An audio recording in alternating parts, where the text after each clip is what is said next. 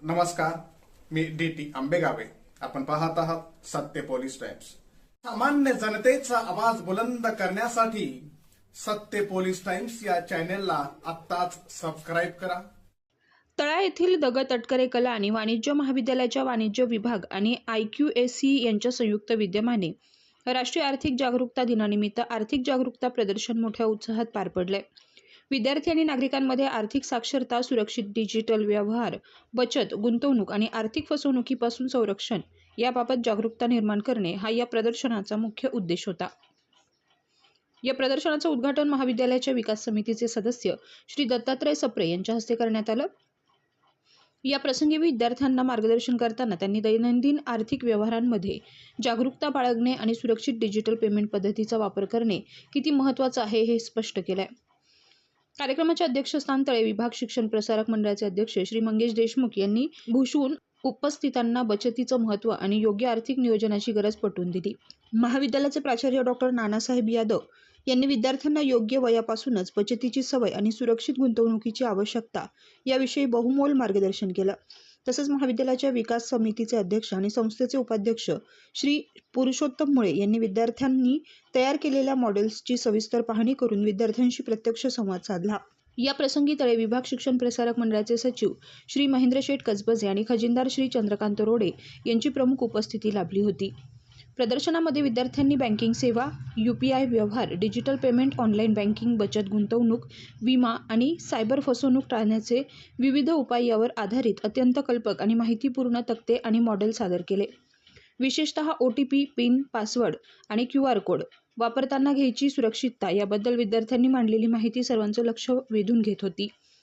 विद्यार्थ्यांनी तयार केलेल्या या विविध शैक्षणिक मांडणीमुळे प्रदर्शनाला एक विशेष आकर्षण प्राप्त झालं. कार्यक्रमाचं प्रास्ताविक वाणिज्य विभागाच्या विभाग प्रमुख डॉक्टर तृप्ती थोरात, सूत्रसंचालन प्राध्यापक भरत चाळके तर आभार प्राध्यापक विजय चव्हाण यांनी मांडले. हा उपक्रम यशस्वी करण्यासाठी वाणिज्य विभागातील प्राध्यापक, IQAC आणि महाविद्यालयातील विद्यार्थ्यांनी विशेष परिश्रम घेतला. विद्यार्थ्यांमध्ये आर्थिक साक्षरता आणि जबाबदार आर्थिक व्यवहारांची जाणीव निर्माण करण्याच्या दृष्टीने हे प्रदर्शन अत्यंत उपयुक्त आणि फलदायी ठरले.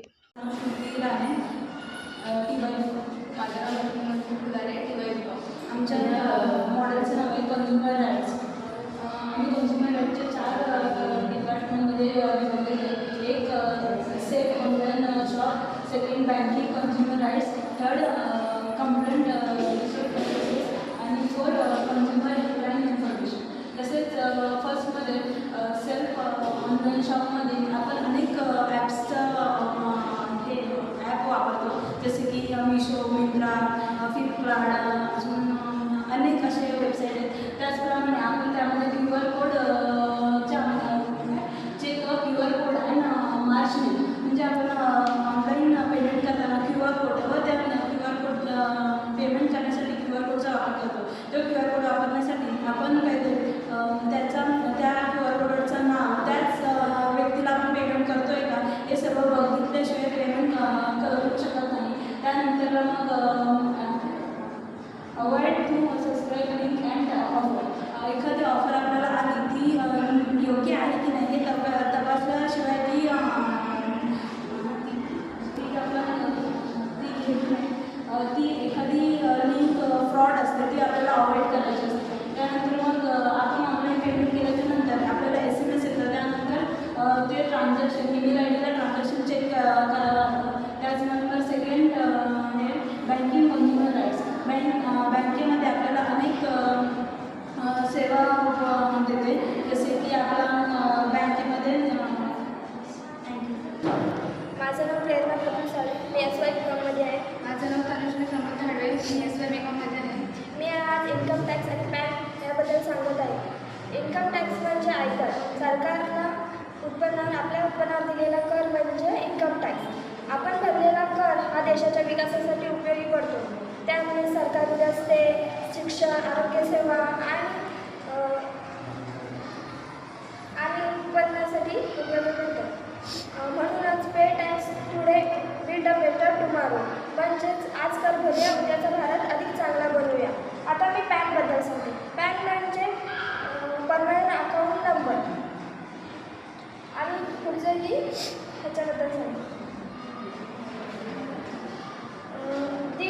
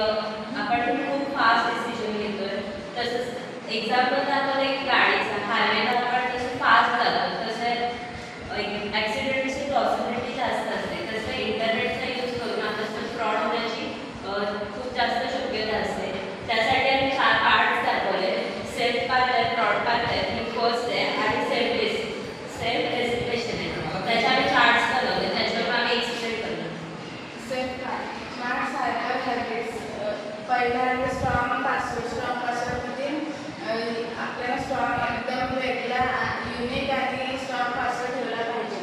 दुसरा आहे protect OTP and UPI pin. आपल्याला OTP आणि UPI पिन हे सिक्रेटली ठेवले पाहिजे. Use official apps. हे ॲप्स आपल्याला म्हणजे खात्री करून डाउनलोड केले पाहिजे. 2 फॅक्टर ऑथेंटिकेशन. यामध्ये आपल्याला सिक्युरिटी दिली पाहिजे. Verify before paying. आपल्याला जे पैसे द्यायचे असतील तर रिसिव्हर नेम, अमाऊंट आणि पेमेंट डिटेल्स कन्फर्म केले पाहिजे. Keep device update. आपल्याला रेग्युलर अपडेट केले पाहिजे.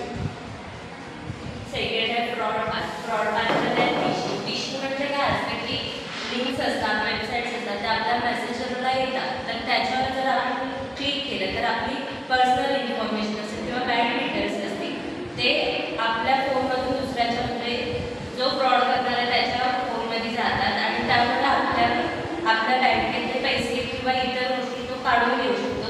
त्यात UPI फ्रॉड आहे, फेक कस्टमर केअर आहे, malicious links, price lottery, scam, bank of card fraud, असे खूप सारे फ्रॉड आहेत. त्यानंतर आहे थिंक फर्स्ट म्हणजे स्टॉप, थिंक आणि व्हेरिफिकेशन. त्यामध्ये warning signal. Your KYC will expire today. म्हणजे KYC आता एक्सपायर झाला तर काय करावं हे दिलं आहे. You have von a prize. जर तुम्ही बक्षीस जिंकलात तर ते म्हणजे बक्षीस जिंकलात तर प्रोसेसिंग फीज म्हणजे लगेच भरली जाऊ नये. Your account will be block. जर तुमचा अकाउंट ब्लॉक झाला तर लगेच बँकेला संपर्क साधावा. Tell me your OTP to complete the refund. म्हणजे OTP कोणाला शेअर करू नये. नमस्कार सर्वांना, माझं नाव राहुल वारेकर. माझ्या प्रोजेक्टचं नाव आहे digital payment convenience with security. तर डिजिटल पेमेंटमध्ये असं पेमेंट जे आपण इंटरनेटच्या द्वारे किंवा bank account to bank account transfer करतो. तर यामध्ये बरेचसे फ्रॉड स्कॅम होतात. त्याबद्दलच आम्ही आमचा प्रोजेक्ट बनवलेला आहे. आणि जे डिजिटल पेमेंटमध्ये काही कॉमन फ्रॉड स्कॅम होतात याबद्दल आम्ही एक चार्ट देखील बनवला आहे. तर या चार्टमध्ये तुम्ही बघू शकता. त्यामधला पहिला फ्रॉड आहे तो फेक क्यूआर स्कॅम. यामध्ये होतं असं की आपण दुकानामध्ये जातो, जेव्हा पेमेंट करायची वेळ येते तेव्हा आपण एखादं छोटंसं QR स्कॅन करून न बघताच पेमेंट करतो. पण असं करायचं नाही. आपल्याला माहीत असतं की हा QR ट्रस्टेबल आहे की त्या दुकानदाराचाच आहे. तर सर्वात आधी पेमेंट करायसाठी दुकानदाराची QR चौकशी करा आणि मगच पेमेंट करा. तर सर्वांनी लक्षात ठेवा. आणि त्याच्यानंतर दुसरं आहे ते OTP फ्रॉड. आपण सर्व OTP फ्रॉड याबद्दल थोडीशी माहिती आहे, तरी मी थोडीशी माहिती तुम्हाला सांगतो. तर OTP फ्रॉडमध्ये होतं आहे की आपल्याला अन्य लोक फोन करतात बँकेमधून, की बोलतात आम्ही बँकेमधून बोलत आहोत, आम्हाला तुमची ही माहिती पाहिजे, पर्सनल डिटेल पाहिजे.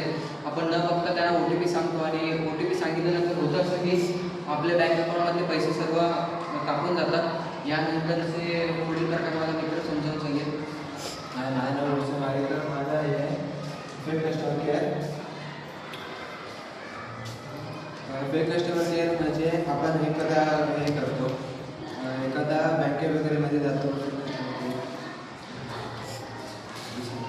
सर्वप्रथम गुड मॉर्निंग. माझ्या प्रोजेक्टचं नाव आहे बँकिंग अँड सेविंग. माझं नाव निखिल नितेश भगत. मी FY BComमध्ये शिकत आहे. तर पहिले बँकिंगपासून सुरुवात करतो.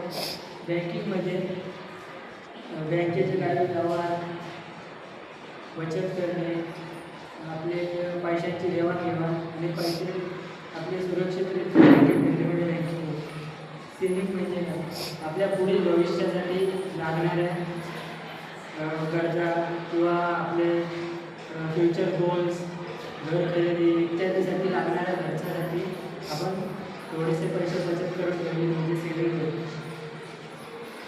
बँकिंगमध्ये 4 अकाउंट येतात. पहिला account saving account, current account, FD आणि RD. सेविंग अकाउंट म्हणजे काय? आपल्याला सर्वसाधारण माणूस सेविंग अकाउंट रोजची देवाणघेवाण पैशाची साधारण त्याला सेविंग अकाउंट म्हणतात. करंट अकाउंट म्हणजे काय? व्यावसायिक आणि वारंवार व्यवहार करणे म्हणजे करंट अकाउंट. फिक्स डिपॉझिट म्हणजे एखादी रक्कम मोठ्या व्याजासाठी बँकेत ठेवणे आणि आर डी म्हणजे काही नियमित रक्कम ही महिन्याअंतर्गत देणे म्हणजे आर डी होते. सेविंग सगळ्यात महत्त्वाचं म्हणजे आपल्या रकमेचे रोजगारात येईल किंवा उत्पादनातील काही थोडासा भाग फ्युचरसाठी ठेवणे म्हणजे सेविंग होईल.